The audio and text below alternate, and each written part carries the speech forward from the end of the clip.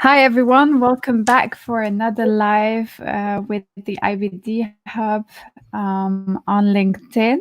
Today we are talking about design and builds, and we have two guests with us, Adewole, Ademolake, and Fernando. And we are going to talk about a little bit another facade of architecture, and see how Shelley here has basically opened doors to more than just architecture in his profession and started his own company.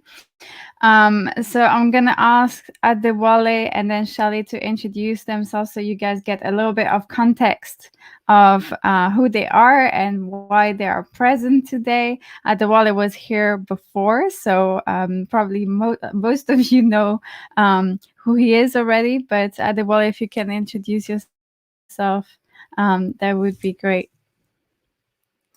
Yeah, so good evening, everyone. My name is Adewole Ademolake. This is my second time here. I was firstly interviewed by Giulia, talking about my experiences and how architects and developers can work better together. And Giulia was so happy with the conversation that we brought on architects to discuss. And this is my third opportunity to discuss this wonderful topic. So a bit about myself. I'm a senior development manager, chartered planning and development surveyor, and I work on fairly large regeneration schemes. Also, I have a blog which is called A Lake Dreaming. I'm sure Giulia can work her magic again at the bottom, and that's just a bit about me. So I'm very interested in property development. I love sharing knowledge, and I'm very keen to hopefully connect with people if anyone has any questions about anything we discussed today. So thank you. My name is Fernando. It's short for Sheleendra, but everyone calls me Shelley. This is my first time here, so apology if I go wrong or if I say something or anything like that. I actually knew Giulia. Well, I have to put that disclaimer out there just in case. I knew Giulia from part 2. She was in the year above me, and then we both went our separate ways. She went to Amsterdam and Rotterdam and developed her company, and then I became a qualified architect and practiced for a few years, and then took a bit of leap of faith and left the architectural field and went to a construction company. Worked as a design manager, and then slowly moved over to the development side and worked as a design and development manager. And as of 2 weeks ago, I've left that and started my own company, 24/3 Consultants. I don't know if Giulia's going to do her magic. Oh, she's done it again. That's great. So yeah, so that is.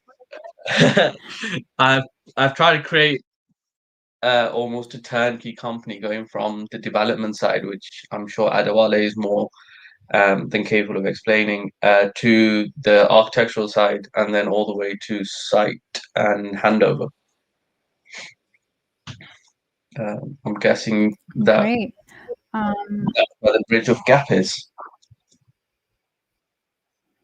Yeah, and that's exactly why I asked Adewole and Shelley to be present, because we have seen a little bit how we can improve the relationship between architects and developers, but now we're focusing on what happens if these two worlds kind of merge together, and that's a little bit what Shelley is doing with his company. So that's why it's super interesting to know how Shelley sees it, and I'm sure that Adewole and I have a lot of questions about. Well, do you want to kickstart with some question for Shelley? Yes, definitely. So Shelley is and I have a question for you. So before we get into the deeper conversations around your experience, your professionalism, the first question is, who is Shelley Fernando family background, etc. Who are you? Wow, deep question. Deep question. So I am Sri Lankan. I was born in Sri Lanka. And this is where 24/3 actually came from, the name. My parents purchased a plot of land in Sri Lanka and they designed their own house. And then they also designed my dad's factory and then afterwards an apartment. We left there in 2000. And the address there is much like in England, how you have a door number plus a postcode. There it's a door number over a house, a road number. And the address of that property was 24/3. I thought when I was doing the company that would be nice to, as a homage to my parents, to say 24/3, which opens up the name to anything really. So it doesn't narrow it down to architecture, and it doesn't narrow it down to development. It opens it to a whole variety of things. So yeah, what was it? At young age, I wanted to actually be a car designer. So did art, fine art, product design, photography. I really like the creative side. But then someone told me, "Oh, car design is really hard to get into. It's not really anywhere to go." But then that's where architecture came into it, and I applied. Weirdly, every university I applied, I got rejected from because the day that I was putting in my predictive grades, one of my teachers put the grade lower than what he said he was going to give me, and it was too late to change it. So went to all the university 5 choices that we had. I got rejected by all of them. And on the day of clearing and the day of our results, I actually got more than what he predicted me for. So then I went through clearing, and then I rang Liverpool University, spoke to the tutor, and I said, "Look, I've got these grades. I didn't get into any of my first choices. Is there any chance I can come for an interview?" And he went, "You don't need to come for an interview. You got the grades to come to the university straight away." So put me through to admissions, and that was it. That's where architecture started. And then after I went to London, worked at London, working for the Underground, TfL, working on Crossrail, which was a different ball game altogether. And then came back to Nottingham to do my part 2. Stayed in Nottingham and did my part 3. Worked in some conservation projects, residential projects, and then moved on to construction, and here we are. No, that's an amazing background, and that was funny enough going to be our second question around. Tell us about the motivation behind 24/3, and I was not expecting that it had such a family link. I thought that you were thinking I'll work 24 hours for 3 months. You're the first person who said that. Someone else said, "Is that because we're going to work 24 hours a day for 3 days a week?" Exactly. That's what I was thinking as well. No, it was, it's so hard to name a company. And there's quite a group of friends that I've asked, and people who started companies, I've gone, "How did you name your company? What did you come up with?" A really good example is an engineer that we work closely with, and I think Giulia knows, is Dice. And I spoke to Wayne, who's the director, and I said, "Wayne, how did you come up with the name Dice? Like, why didn't you name it after your last name?" And he said, "Well, we were toying with it, and then Dice kept popping up to us, and we just thought we'll go with that. I didn't want to name it after my last name." And then I was thinking, "Oh, address is pretty cool." And I can't remember if actually my mom, or I asked my mom, "Mom, what was the address of our home in Sri Lanka when the first home that you bought?" And then she told me. I went, "That's pretty cool, actually. I quite like that." And then I played around with writing it as letters or numbers, and then the combination of both came into it. Had to look on Company House to see if it's available. And it was. So I just thought it's meant to be. No, that is amazing, and I'm glad that funny enough answered both of our first two questions. So amazing, Yeah, and maybe we can dive in more into it. Now, over to you, Giulia. No, I'm just saying, like, it's just funny because, well, for me, the 24, when I thought about 20, it's like, Shelley is an advocate of time management. So I don't see him working 24 hours. No. About architects working overtime and never stopping. So yeah, it's a great name, and I love the story behind it. It's really great. So we wanted to ask you also, like, who's your greatest inspiration and why? Because I think that's important to really understand the context of what you've been doing. That's a hard question. Is that what you're asking? As a person, what my greatest inspiration is? It can be an architect. It can be of your surrounding, someone that taught you a lot and that you think might have been the reason why you're here today. One of the teachers of university. No, I don't think that's the case. I think see, I don't follow like an architect and be like, oh, that's the most idyllic architect. That's where I want to be at the end of the day. And that's not it. To be honest, my inspirations, as cheesy as it sounds, has come from my parents, and hence why the name 24/3 is. And then also subsequently, like the managers I've had or the team leaders that I've had, they've all just been so supportive and been so kind of trustworthy that you're like, oh, I want to be like that person. I want those traits to be a good manager one day, a good director one day. And that's what led to it. First, even working at like Purcell, I had two great managers who became my friends at the end of it. And both of them have started their own practices.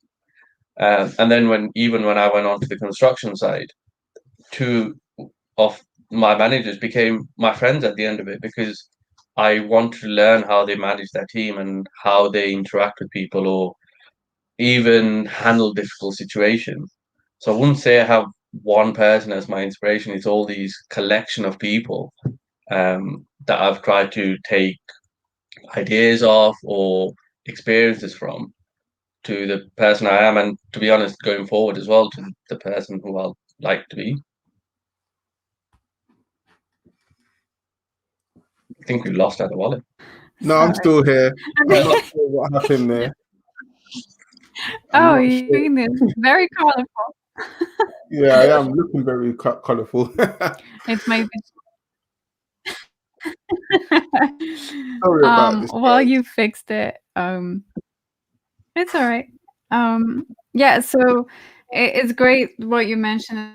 I think for anyone that is on a professional path, it's important to have, in a way, like family that support you in whatever you want to do, and also have mentors that you can rely on to ask the right questions and be kind of vulnerable to really learn from it much faster. So yeah, it is great that you managed to find these people. And I think, there is a lot of architects that are currently like in practices where maybe they are not completely satisfied with what they're you can never be like always doing something that you're really thrilled about. But if you start surrounding yourself with either people in the company and so on to really learn and really ask the right questions, be put on the right project, I think that's very valuable as well. Yeah, and the other thing is, it's not always the situation you're in. Like, I think I strive better when I'm thrown in the deep end, and when I've been given the trust by the other people to do it.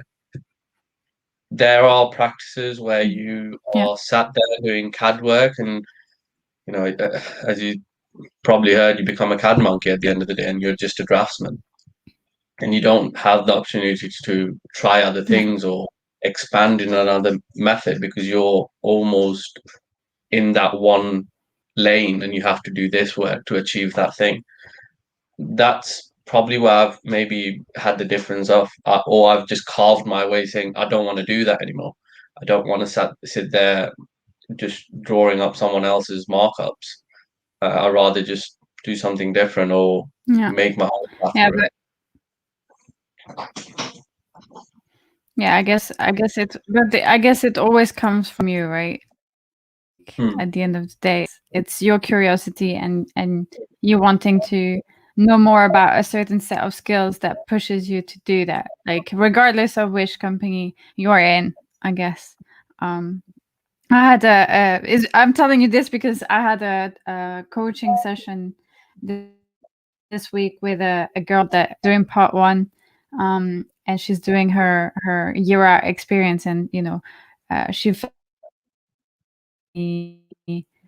aspiration to do what she was doing. So definitely looking for inspiration and people within the company where you can ask questions is the way to get to get forward and do what you want to do ultimately.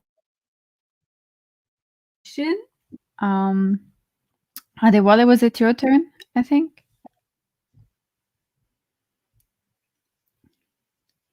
you're muted.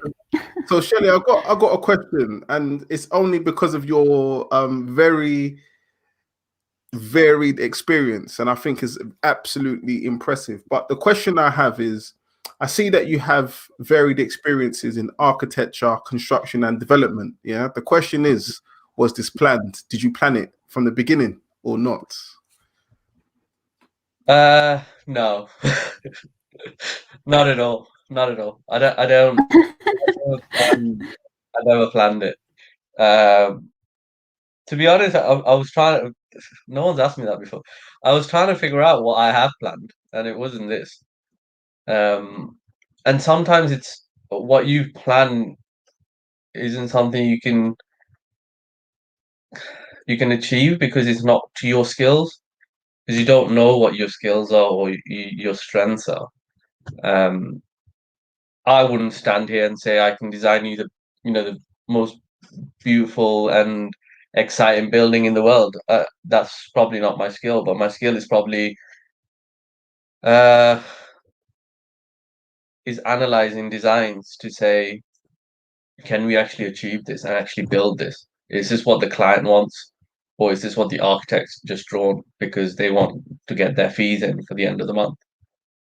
That's probably where my skill is. And then, as Giulia said, is that time management and the project management of saying, well, we need to achieve it to this. What can we do in hindsight rather than last minute to achieve that goal?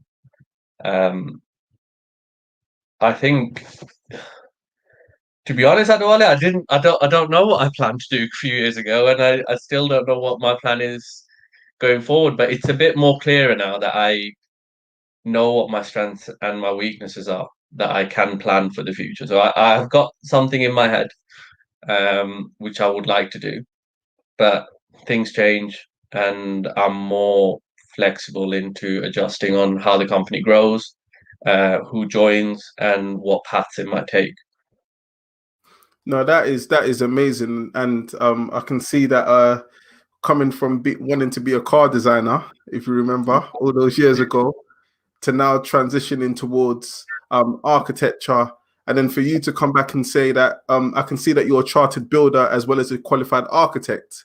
Some people in their careers don't get to achieve one or the other, as you probably may know. So I think that is testament to you just being what I would call a person that is willing to give it a go and try to work to the best standard. So hats off to you to become a qualified architect and a qualified chartered builder as well. Well, thanks. I mean, one of the things is, even, touch wood, 24/3 goes well and I start employing people.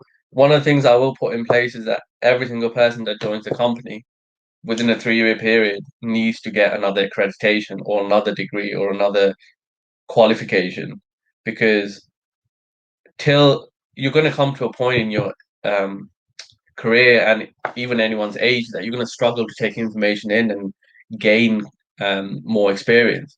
So why not do it when you're younger? Why stop at, oh, I became a qualified architect, I'll just stop here?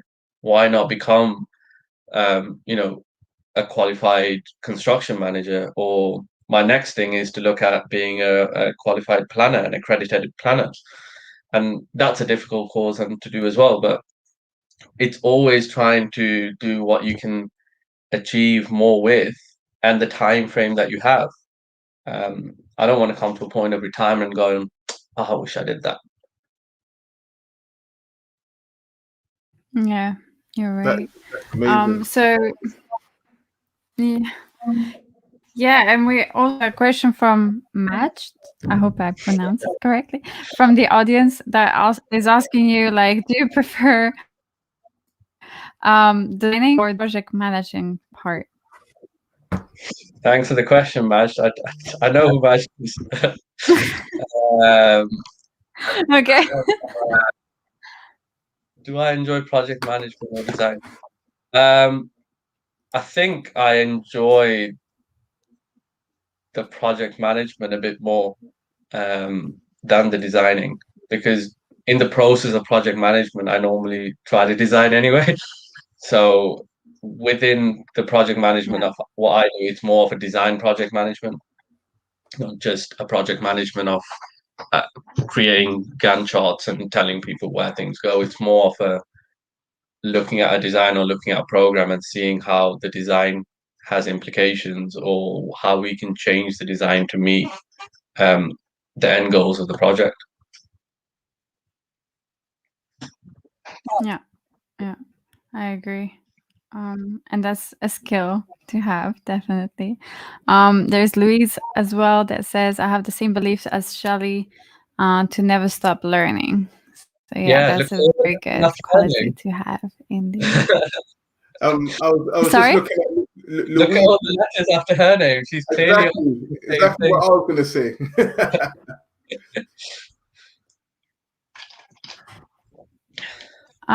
Sorry, I didn't get that, but no, what we're saying is that after her name, internet. a lot of accreditations after her name, and it's clearly that she's got the same mindset. Oh yeah, to grow your knowledge of. Yeah, for sure.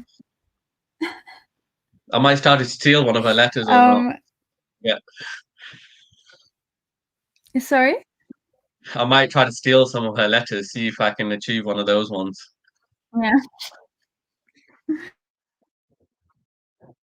You know, I'm the opposite, as in, like, I like to learn, but I don't look for I know it sounds stupid, but so the essential part is also to just keep learning and ask questions. I think that's really what is going to bring you to the right path. And like you said, Shelley, like, you didn't know where it was going to bring you. It's just by learning more and more that it got clearer what you wanted to do, I guess. Yeah, the whole MPIB was I only completed it because I was made furlough last year for a few weeks, and it was in my mind to do it. And then I thought, well, I'm furloughed, I can't go work anywhere else. So let me try to complete this. Yeah. So I sat there for a couple of weeks that I was furloughed for, working as my normal day or a bit earlier, and collected it and submitted it. And by the time I started working in August time, they said I passed. Yeah. Oh, that's great. And how do you feel? Yeah. Did you want to ask the next question, Adewole? Sorry, I cut you off. Oh no, I was just saying that was amazing. That he was able to get his MCIOB on furlough. Yeah, it's either that or just watch TV at home. How do you feel designers and developers can shorten the bridge between planning and technical? Defining the brief. It's defining the brief at the start. And I think that is where both parties can benefit, and at the same time where both parties fall back on. As developers, architects might not get the correct brief, or it's a very shortened brief. I think humans are very hard to explain what they want, and you just think people will understand what they want and give them what's in their head. No one's a mind reader at the end of the day, and you need to write it down to the very last detail. And that's what happens. Architects are great at trying to determine what a client or a developer would want, but it's not 100%. If the developer is not saying to the architect, we've done our viability, we want X amount of house types, and the quantity of this, they need to be a set number of a GIFA, and we need, we're striving towards having a kind of a net zero design. If you're not telling those things, the architects will go, right, you want a master plan, we can create you 15 different house types. They're going to be double the size that you need, but we'll get you planning. You get planning, at the end of it, it's not buildable. It doesn't work for the viability. You're going back into planning again. You're going back into variations. So it just becomes a conversation to have at the start, to be very clear in what the client wants, and at the same time, a designer and architect going, let me ask you a few more questions. Is this what you want? Is this what you want to achieve? What is your end goal at the end of this? Is it to build, or is it to flip this piece of land, or to flip this planning application? And just a follow-on question to that one, because the motivation behind the question when me and Giulia discussed it is, we found that there's a massive disparity between what you get planning permission for and what you technically build. So when you're doing your technical drawings all the way through to as built, if you were to put them side by side with the planning drawings, you'll probably find that there's a massive disparity. And it's just a matter of trying to pick your brains on how do you feel as a company, like in obviously 24/3, you can bridge that gap. So if I was a developer and I came to yourself and said, you know what, Shelley, I'm getting planning permission and I don't want any VE changes and I want to build it within this envelope. I want to understand your thought process for you to get within to make sure there isn't any VE or any major changes when it gets to technical design. So would you say that MCIOB accreditation and you working for a construction company allows you to put the design next to the construction side and bring that together, hence why 24/3 is the best design outfit in the world? Yeah, that's great. I should use that as a headline. I guess so. Yeah, I think that is where my role before was quite niche because of that. And that is the way that I've started to design at the start. And just being honest with the client. I made the mistakes at the start when I joined the construction side as the design manager. Is again, my senior, one of the designs we were looking at, we were trying to make it different. So I did a corner window. It was great. But then my senior looked at it and went, oh, you architects, how are you going to build that? And that's where it clocked me. I was like, oh. And I don't want to admit it. He was right. At the end of the day, how are we going to build it? And when we came to build it, the most problematic thing ever. Where are we going to put the steel post down? How are you going to carry the brickwork above? How are you going to make the window actually a corner window? It was so hard to do. And it's just learning those things as you go along and then applying it to the start. So when we started doing a development, we're just going to planning on one of the projects that I'm consulting with. And again, the architects that we're using created gables which were really steep and had a corner entrance lobby. And I just asked the question, have you done this before? Have you, how are you going to build this? And the reply I got back was, I've taken away the canopy because they know the difficulty of building it. And the roof pitches didn't have to be that steep because the timbers that you'll be using from a traditional 35 to going to 45, you're increasing, and which means you're increasing the brickwork, you're increasing everything. And it's not necessary unless it's a one-off scheme and that's what the client wants. And to be distinctive, if you're doing a volume building, you want to be churning these buildings out and knowing the cost of each individual building. And that's what you should do at the start, to be like, well, the client's not going to afford that. And we're going to have to go for a variation afterwards. So why don't we do something which is still architecturally presentable, but at the same time buildable? And that's where we've gone to. We've at the start of this whole design, I dictated to the architects, these are the gifts we want, this is the house types we want, this is the number of units we want, and these are the precedents that we looked at. And then almost doing a design review every month and a half, where the other consultants interact with the architects. The engineers came on board. They were saying the ground was very, it needed a lot of remediation. And then we needed to put an attenuation tank, which affected the master plan. Yeah. So it's having that hindsight of that's going to cause us an issue later on, or at what stage does the architect lead the design, and what stage does the engineer jump on and lead the design, and at what endpoint do we go, yeah, that's a concluded design that every party is happy with, and it gets signed off by the client.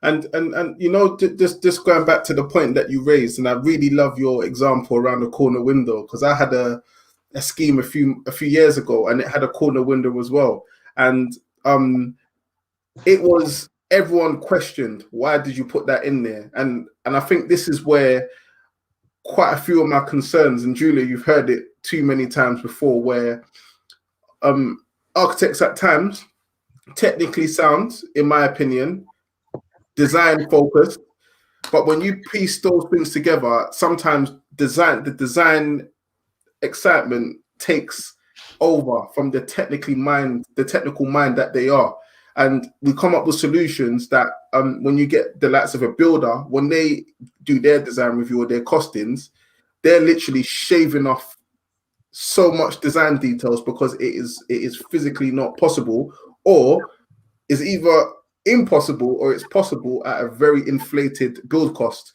So I think that approach that you said earlier, I think is absolutely amazing, in my opinion. I think around being a bit more balanced and challenging design elements to make sure that it is buildable, because I always raise that point that if an architectural firm can think about the problems beforehand, you will be celebrated throughout the whole project, and that could potentially win you a lot more business with a lot more bigger parties. So I think I really like your response to that, and maybe I'm taking notes, and I'm going to listen back to this, because I think that I'll try and forward it to my architecture friends as well. So yeah. I don't know if you heard the term, which is... We also have questions from the... Sorry. We have 2 questions from the audience that I really, really do want to put on the screen. Just 1 second. So we have Isala, who says, Shelley, now with practices being more in place, how do you think developers will react in design terms to these needs, if at all? Thanks for the question, Isala. In terms of these needs, if at all, I think designers need to, developers need to. It's something I've looked at definitely on housing. I think COVID is just going to change the way everyone works, from commercial office spaces to home spaces. One of the things we looked at when we bought this house was, did it have an office? because I needed that space, and I needed to have that separation between working from home and my home lifestyle. And this is definitely something that I've looked at in design in terms of starting a design.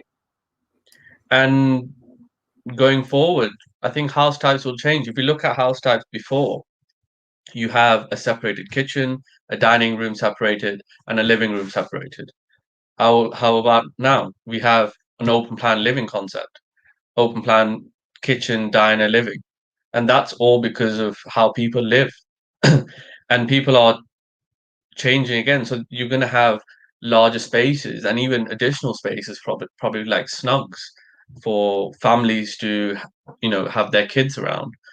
And this is another thing that we'll be looking at is putting office spaces. And that's actually a requirement nowadays. You need to allocate some office space or desk space within a developable, even every housing unit is possible.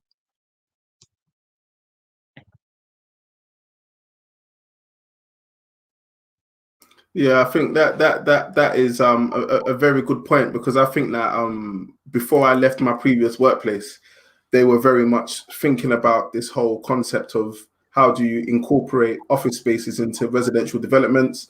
And I'm sure, Shelley, you might have heard about the whole thing around having office spaces in lobby areas of new build development. So I think the innovation stage of COVID is probably not going to start happening, and we're not going to start seeing it for at least another 2 to 3 years, because maybe the planning applications that are being submitted now, they're not going to be built for at least another 2 years. So the innovation that we're expecting and hoping to see in relation to that question, I think we should start seeing stuff in the next few years, I would say. Giulia, you mentioned there was a second question for Shelley. Work in both architectural practice and developers, do you consider developers as the bad guys? That's why I was laughing the whole time.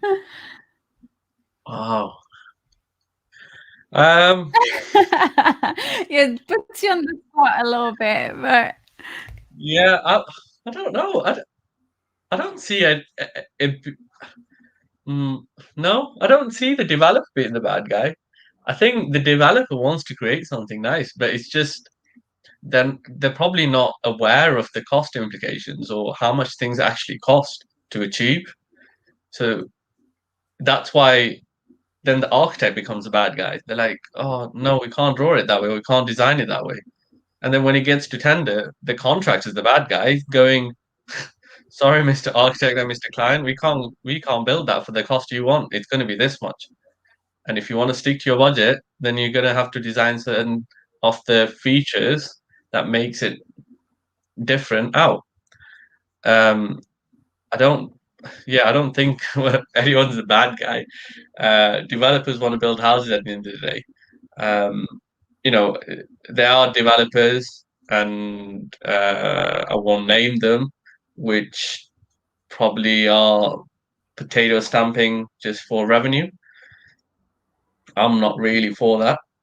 I think where people live and the environment they live still should be decent. It should be pleasing. It should make you feel like you're at home, not a part of a Lego set. I guess those developers are bad, but the ones I worked with, I don't see any of them being the bad guy. Yeah, and I'll probably throw into say developers are not bad. They're not bad guys.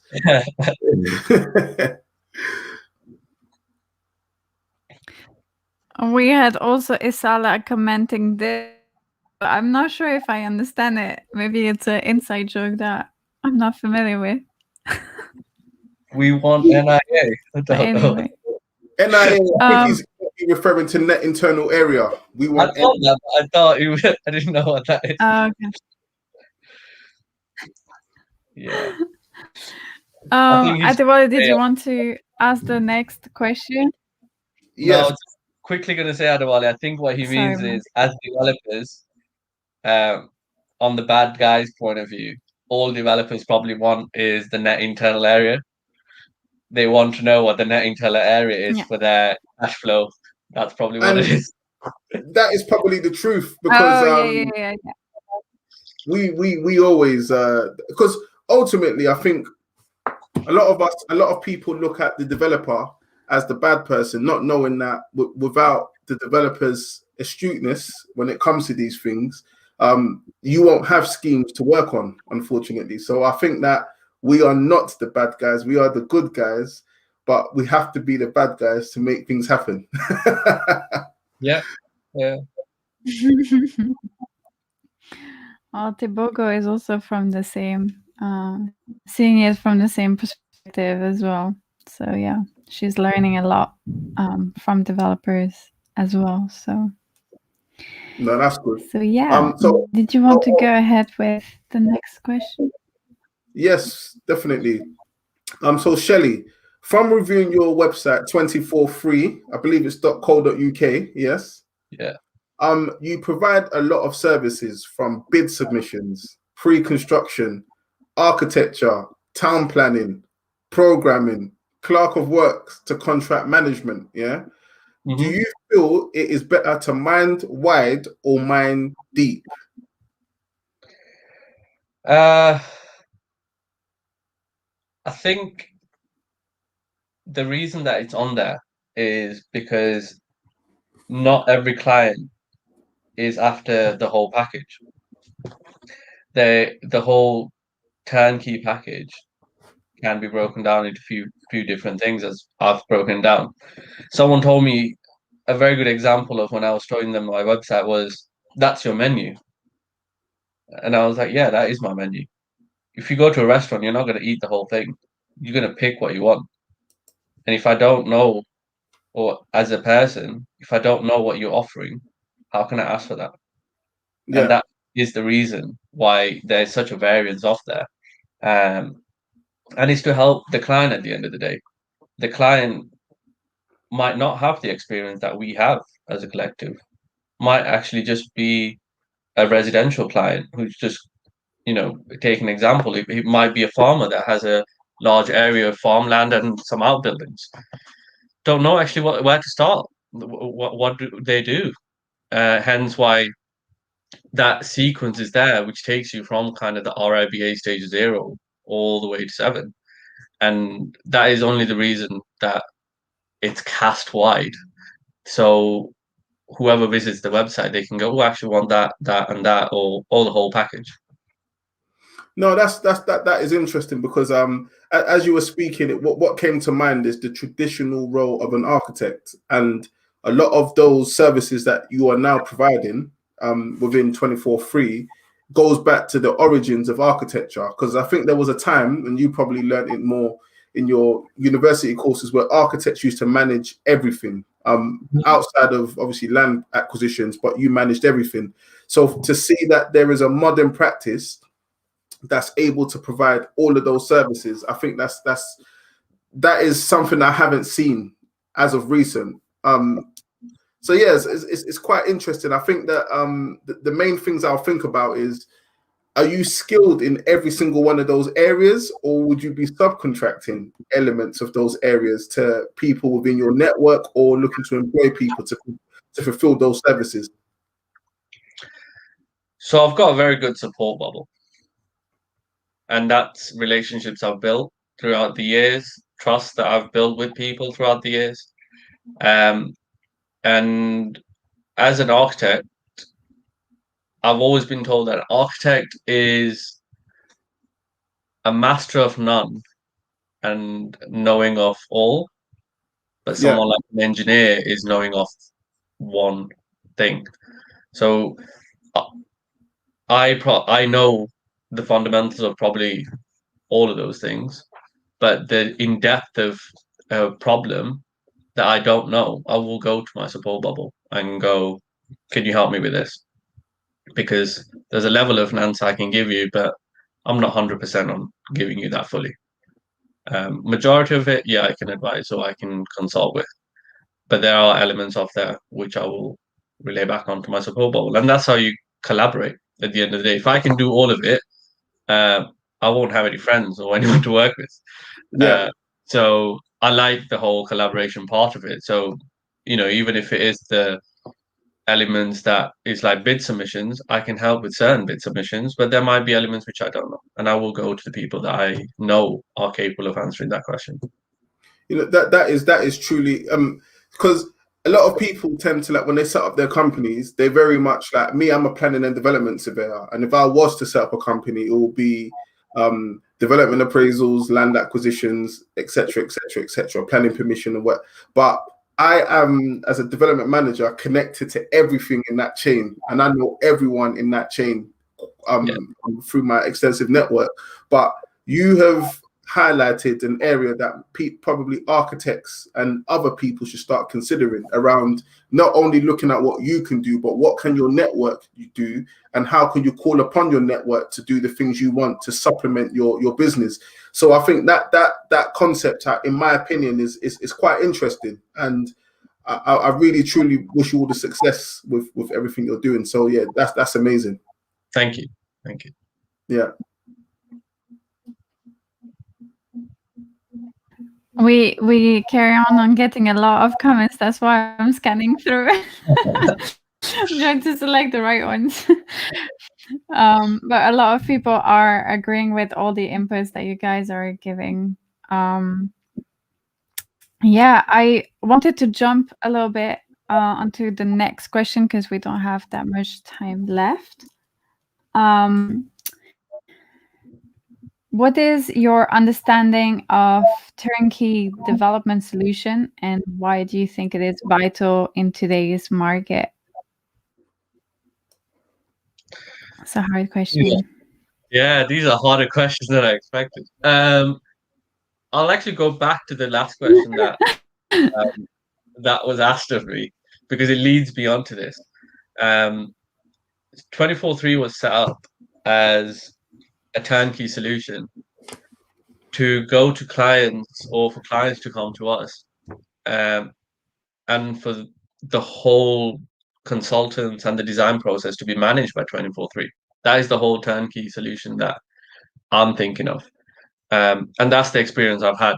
It's, from a board members having their meetings and going, well, let's move on to the next stage, and working through the architects, engineers, other consultants, other specialists to achieve what their next aspiration is, which is a pre-app or a full planning application. And in my head, I was thinking, well, if I'm managing this for one person, as a company, we can manage that for several other clients. And that's the turnkey solution there. So if I get a project, there's no way I'm going to be doing the engineering works. However, I will be knowing which engineers to go to, what the brief to set out is, and what's a realistic price for the client. If you get few quotes in, you can see fluctuations between what the lowest price is and what the highest price is, but what's the correct price for what you need? The lowest price will be the lowest price because they have eliminated few of their services or not included for so many meetings. And then if you want to add few other meetings on, it's another £300 for each meeting. And that's how it accumulates. So that's the turnkey solution. I'll be going to architects, 100%, getting their quotes in, and people I work with and trust, and other consultants. But my goal at the end is to go to a client who wants to say, let's go for a pre-app, these are the consultants I work with. They will be paid through 24/3. However, you will pay me one fee, and I will manage all that for you. And for a client, how good is that? You're not having to set up POs. You're not having to set up different payments. You're not having to manage different consultants. You're coming to one person, and then you get one end result every quarterly saying, well, this is the stage we're at. These are the problems we're tackling. This is how we're going to overcome it. This might be an additional cost that we might have to foresee, but we've still got it. Don't worry. And that is the turnkey solution. And the reason why myself and Giulia, because me and Giulia, we were having to think about this whole concept of turnkey. What you've talked about is a turnkey is literally you just you step aside and watch someone else do everything. Absolutely perfect. But I remember when I was doing when I was working for a housing association, and we used to get truly turnkey services provided. And what my definition of what I used to think turnkey was I would be on the client side, a developer would approach me and say, Adewole, we want to purchase it. We've got this piece of land, and all you need to do is agree that you're going to buy it from us, and then we'll build everything out, and then we'll just give you the keys at the end. So I asked that question. That Giulia asked that question to say, is that where you're hoping to work towards? You're providing turnkey solutions from a design point of view and managing everything else in between, from planning all the way through to technical, and then built drawings, hopefully working with a contractor. But then, are you now looking to, hopefully, with your experience working in development, maybe provide a true turnkey solution where you identify the land and you try to work with housing associations, local authorities, to provide a truly turnkey solution where you'll develop the site and you'll just give them the keys at the end and they'll pay you on a monthly basis? That model of the housing association, I know a few people do, but you have to be cash rich to do that. You have to be. You have to start off saying, "Yeah, we'll build it," because yeah. Sorry. You can. I don't know. My connection is good, but there is possibilities to use crowdfunding as well in those configuration, which allows you not have to invest all the cash by yourself, but you get community investors, so they help you to put together the budget to get it built, right? So it's not necessarily that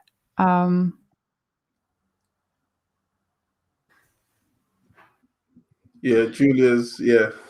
I've seen that model where it's like a crowdfunding for residential or development, but I'm still hesitant on that because I don't fully understand how that model actually works in terms of return and in terms of the interest and how you'd split the return back into separate parties. So if the whole pot of 500 and you split between someone giving £10 to someone giving £120,000, how would you dictate the return on that compared to how you'd get it from a bank? So I'm happy to try and answer that question, and I'm not a financial advisor, and this should not be construed as financial. Generally speaking, I think there's two ways that you can effectively get involved in a project or invest in a project. If you're like a communal investment scheme, or it's either through fixed investment, which is like a loan from an entity, and then you pay them 10% a year or whatever, or you can do a hybrid of a fixed loan / equity investment where you will get a share of the profits. Now, going back to that question that you talked about the whole turnkey solution from a land and taking that all the way through build, all the way through to handover, and then you're doing everything, literally everything. When you get a person that's willing to buy the completed units from you right at the beginning, yeah, what's happening is as soon as they sign a development agreement or an agreement with you, that is enough for you to go to a bank to say, I need you to give me money for me to bankroll maybe the first few months. And then once you get to golden brick, as you know about the different stages, once you get to golden brick, then you're then starting to invoice on a monthly basis, because the golden brick payments are at 30%, as you know, and then after that it's 10. It's like you just go for a cash flow. So maybe that's something that I can talk to you about. If you just want to understand that loop better, I'm happy to assist with that. But I feel that with your expertise, we're talking about turnkey. You've got all the expertise. You have all of the people around you. Why not go a step further and start looking at land opportunities? Well, I've got to walk before I can run as a company. So weirdly, I had this conversation earlier today with someone, which was, it's great concept, and the end goal, which you asked me originally to where you want to be and what your end goal is for me to do my own developments of nothing big, 5 to 7 units maximum, which are bespoke, which are not potato stamp developments, which are ones that is high in demand. And those are the developments I'd love to do. If I get to that point, I can go, I've achieved what I want to achieve. However, setting up a company at this stage, my first instincts for the next couple of months is, can I actually get paid for the first few months? I need to get some work in that is either doing master planning, either doing project management, or helping clients out with the menu that I've got on the website. Once that is established, I have my clientele, I have a few people that's return clients, then I can look into exactly what you're saying. Is you've got the end goal. And it works very similar to another conversation I had earlier today was investment funds. They're looking at buying sites as almost a PRS system. So they will buy the whole site of you, manage it themselves, but they hold that equity while renting out those houses.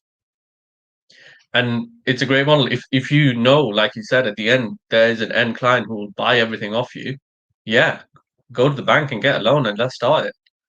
And the gap they have is the construction bit, which is the bit that I can do, which is the bit I know I can get the collaborative group to do. But unfortunately, at the minute, that's too risky for me.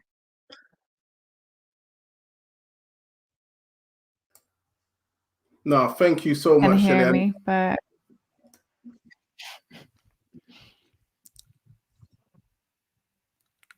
go ahead, because I think maybe you don't get me. So no, that's all right. I don't mind answering the next question. So, Shelley, I'm glad that you've expanded on your turnkey solutions. And funnily enough, where I work at the moment, I'm working with a particular architectural firm, and they are arguably providing that turnkey solution that you're talking about. And it does make a massive difference when you have one point of contact. I think a bit of advice from my perspective as a development manager is, if you are providing this turnkey solution that you're talking about, which I know you're very skilled at, I would strongly recommend that you are involved in everything and you are the main point of contact in everything. So, you know, when it comes to that whole chain of command thing, you can't have your structural engineer speaking to the client, because ultimately it kind of comes across as if you are not in control of what is your USP. So I would strongly recommend that you know this, because you've obviously worked in my world as well. Always be on top of your relationships with your clients and give them a truly turnkey solution.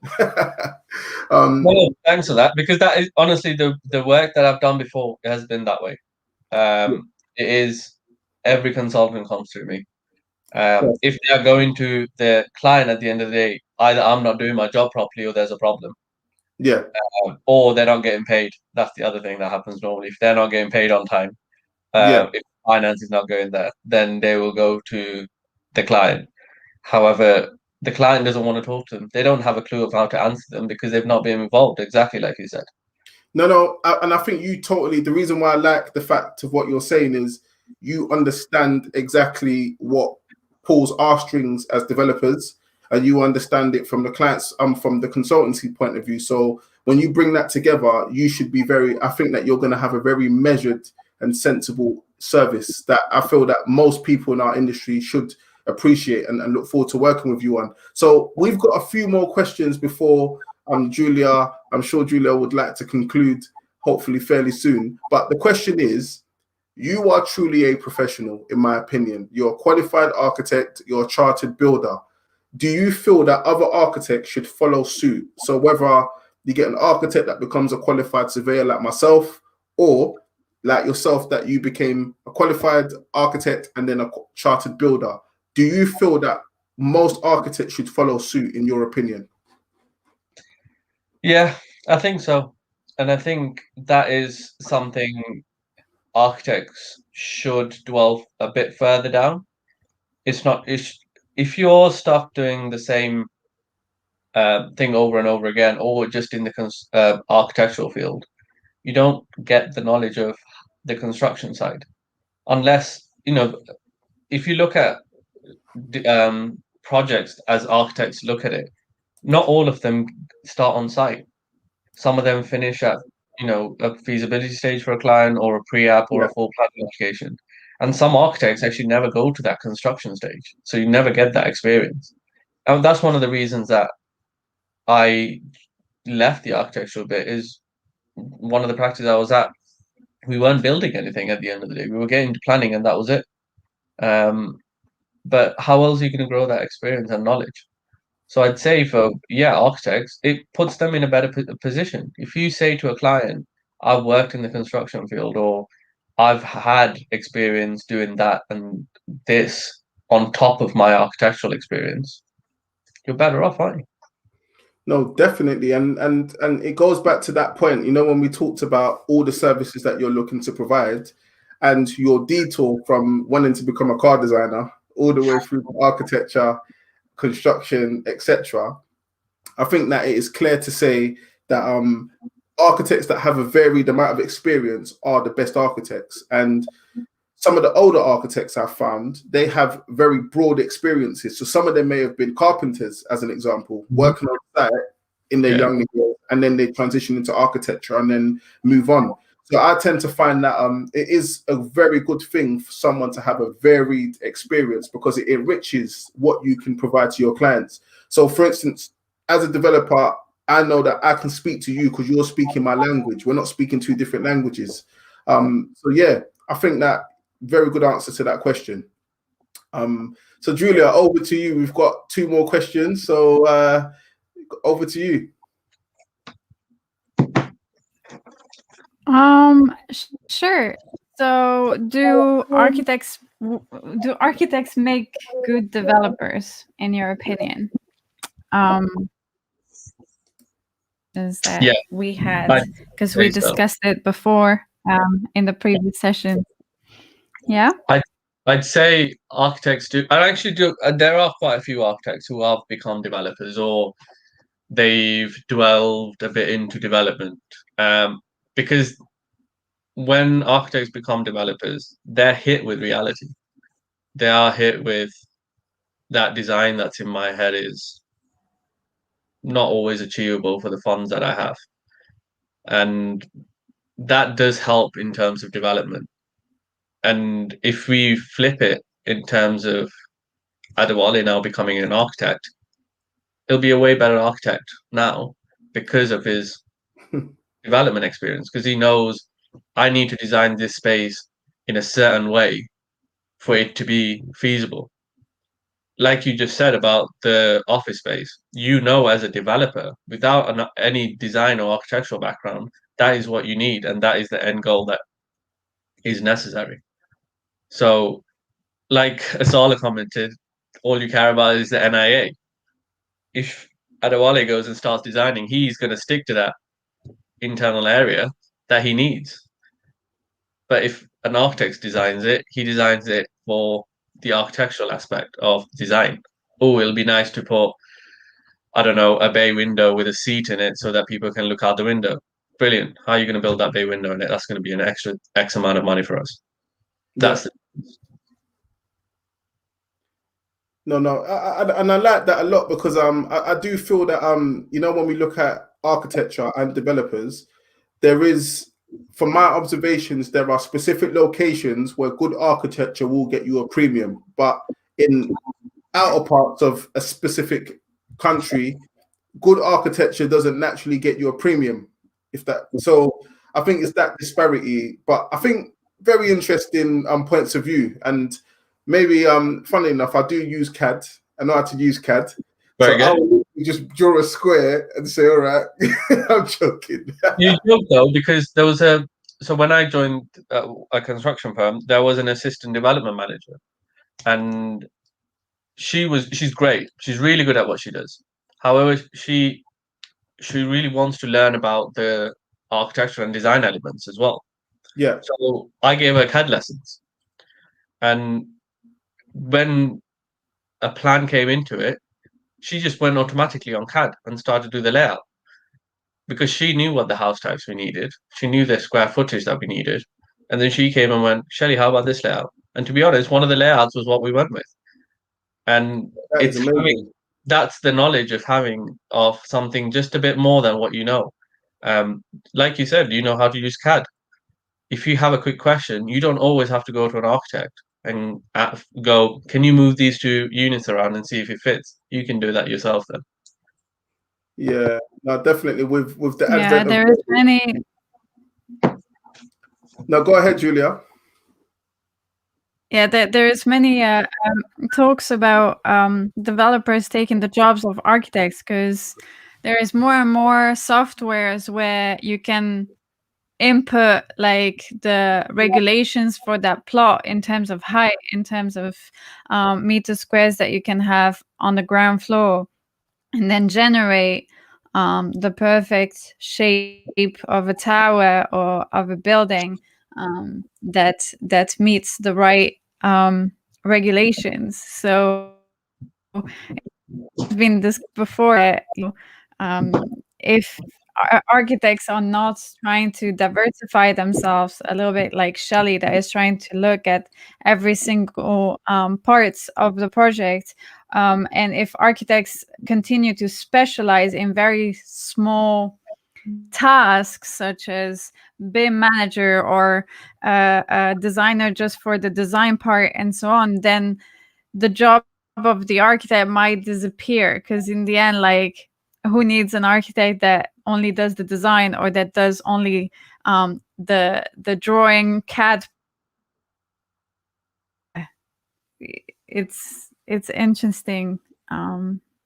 And just before we move on to the final question, Giulia, I think there is something of what I call a silver bullet for architecture. Yeah, and I would love to see if Shelley agrees with me.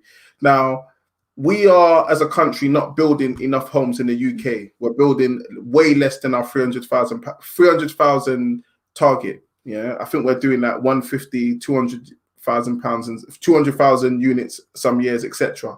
But with MMC and modular homes, yeah, what is happening now is if and when that starts to take proper form, it will hopefully allow this country to start meeting its housing targets. But then there is a big issue for architecture, because if we're saying that you can copy and paste their designs, all of the modular contractors' designs, and you can literally copy and paste it into different locations, and they will just deliver it, then the question is, what happens to the role of an architect? So Shelley, this isn't the final question, and maybe Giulia, as obviously you're design focused as well with your training, I would love to hear your views on that. Do you think modular homes could easily take away the role of an architect, or at least diminish that role? No. You don't think so? No, only because if you look at modular systems, the client is dictated by what the modular company or the system can provide for you. Yeah. It is very, very much like going to IKEA and getting an item. However, if for individual units or clients or something like what I want to do in the future, modular doesn't stand a chance, because why would I want to be designing something which is repeated a million times somewhere else? I don't want that. And modular is great. I think its benefit for social housing is where it like shines through. You know, we're meeting those demands, those spaces are being created. And even for people who are homeless, those spaces can be created very quickly.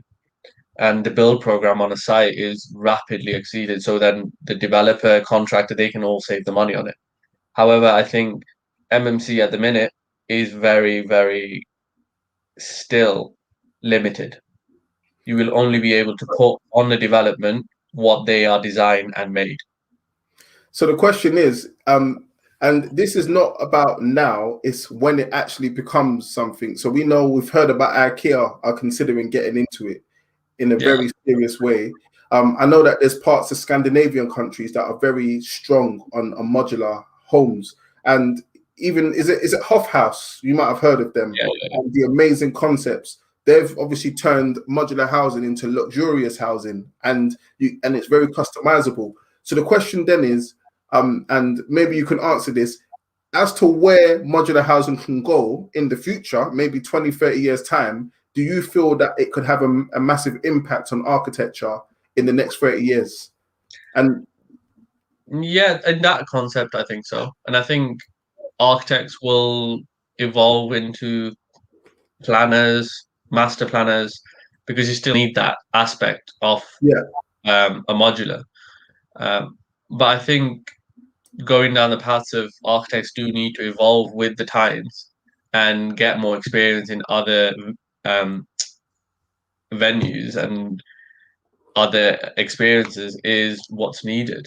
You know, having an architect who is a master planner plus specializes in MMC or a project manager in the future, they're going to have a job no matter what for the next couple of years, because they're going to be that specialist that knows how to do the master planning for those MMC projects.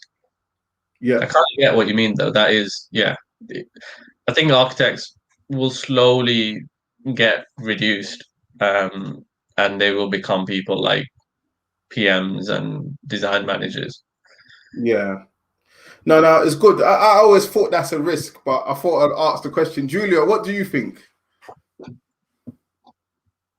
I'm working with several clients that that are architects and that want to specialize in modular architecture, but the motivation is not repetition.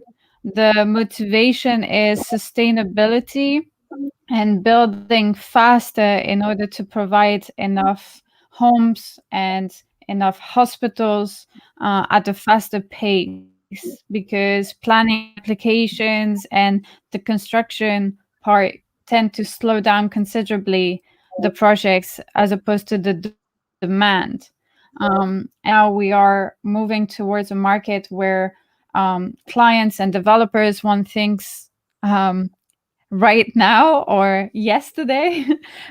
So I think that the modular can be a solution, and that it might become more than just modular prefabricated like we have it now, and it might become a product, a more of a and more designed product than it is now. We have started it because it was fast, because it was simple.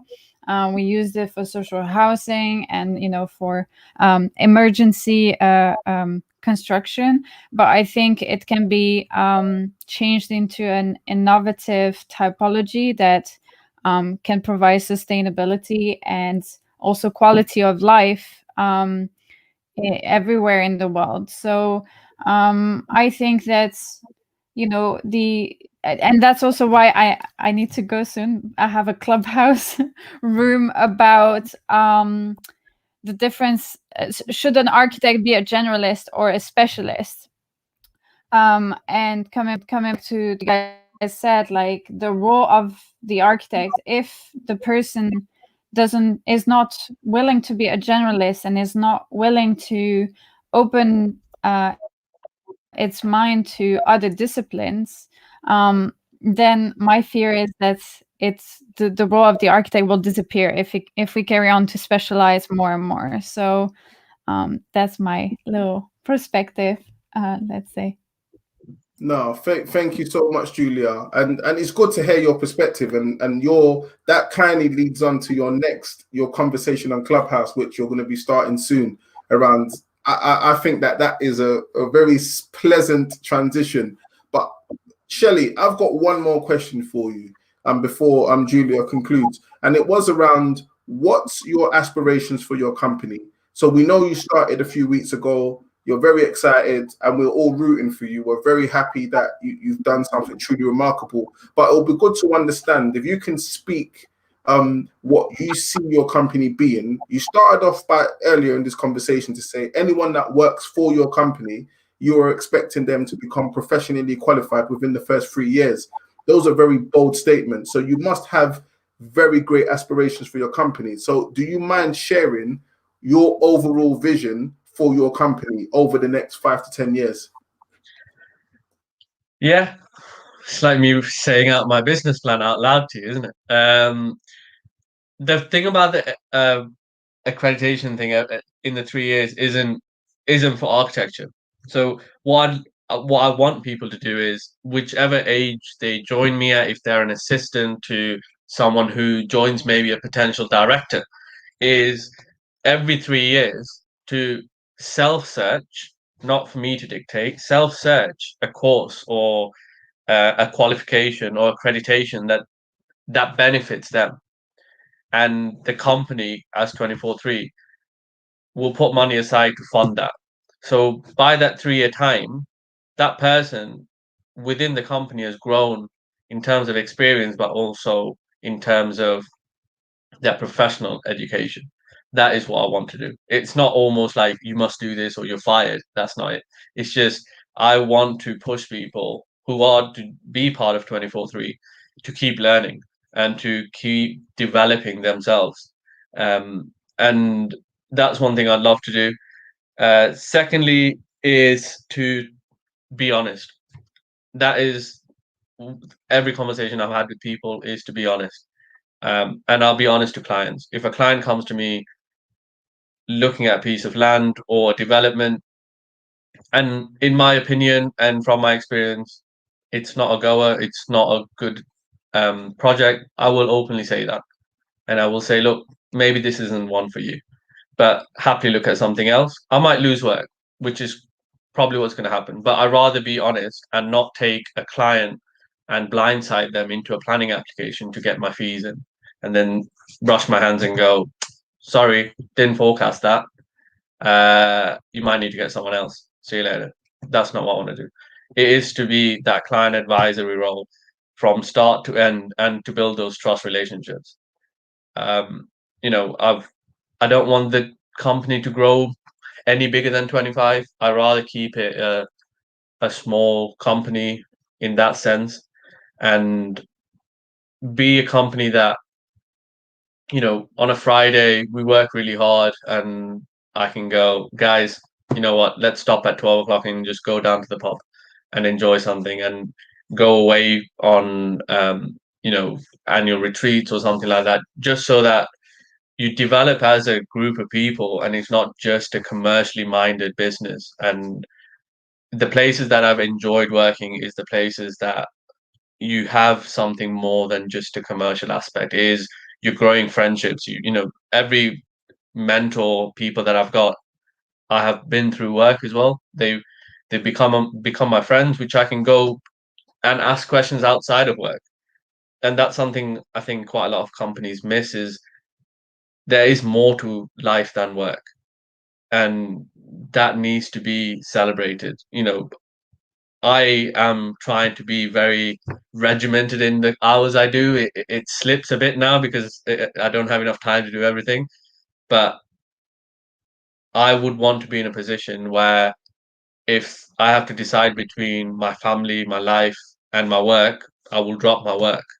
And that's how I want people at the company to feel. Like if they've got problems at work, home, or if they need help, come and talk with us. It doesn't have to be just work related. I want to create a small family. And you know, and in conclusion to that, I think that is truly remarkable, because in this day and age, flexibility is what is going to, because you see that with Google, you've seen it with some of the biggest companies, Goldman Sachs to some degree, they are trying to come up with a very flexible model. And I believe that that is the way of the future. So I really like that you are a visionary in that way. Maybe you can be the first development/construction company that is truly flexible. So I really, I'm very glad to hear it. And I look forward to hearing more. So consider a vlog. This is my 3rd week. I'm stressed out, and just keep it. And then maybe you play it back to me in 10 years time when you've done hundreds of videos. Maybe. I love that idea. Yeah. Adewole, you're a life savior. I really wanted to get you on here to see another side of the architect/developer discussion, let's say. So thank you so much for joining. I know you're super busy, but you're always welcome on this live. And Shelley, thank you so much for sharing all your insight. I know there's some questions where quite difficult, but you did great. I think that you managed to give an overview of your philosophy and your company, and really an inspiration for architects that are trying to open their mindset to different discipline and different things. Adewole, where can we find you? Where can people find you?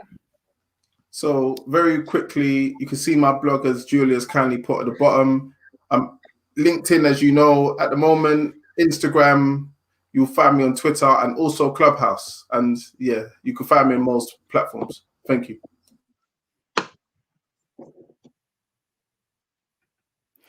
And Shelley, how about you? Where can people contact you?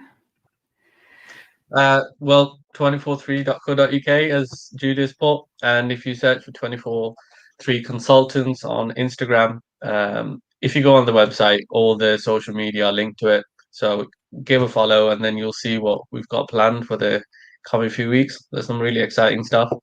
And thanks, Adewole. You're very proactive, and it makes people strive to do a bit more. You're very encouraging. It's really nice to hear. Good luck with what your ventures are. I'm sure we can work together in the future and help each other out. And Giulia, for managing all this process, helping people to achieve what they want to achieve. It's a great thing that you did. Thank you. Well, you can also visit our website, theibthub.com. We teach architects and real estate developers how to grow their business. And we have a new program that just came up, which is a digital business development program. And company that, like Shelley in the future, want to sponsor their employees to learn some new skills. Reach out to us, because with the digital business development program, we basically teach you all the steps that you need to take to be visible online, do your marketing online, and trigger opportunities, and ultimately get clients through social media platforms. So you can just DM me if you're interested. And we are moving now to Clubhouse. So if you're there and you want to join, please join us. We're going to have a discussion about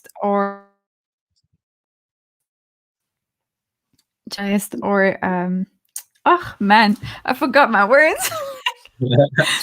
Or should they specialize? So today my English is rubbish, but I've been speaking French all day. But we'll have this discussion, and then next week on Wednesday, we're gonna have Kai from Big Architects New York joining us. So definitely don't miss out next Wednesday at 6 p.m. UK time and 7 p.m. Amsterdam time. Thank you so much, guys.